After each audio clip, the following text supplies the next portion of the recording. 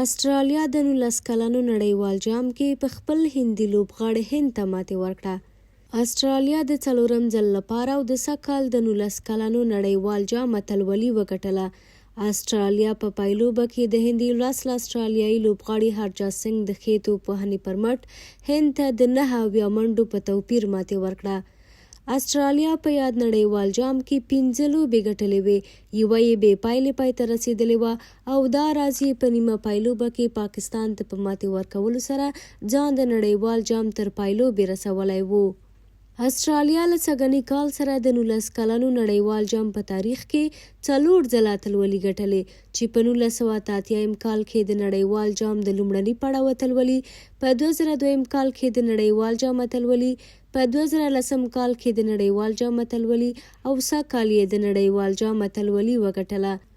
په همدې حال کې بیا د سږ کال فاینلیسټ هندۍ لوبډلې 15 ځله د 19 کلنو د نړیوال جام اتلولي ګټلې، خو سږ کال پرې استرالیا لاسبرې شوه او د نړیوال جام ټرافي یې خپله کړه.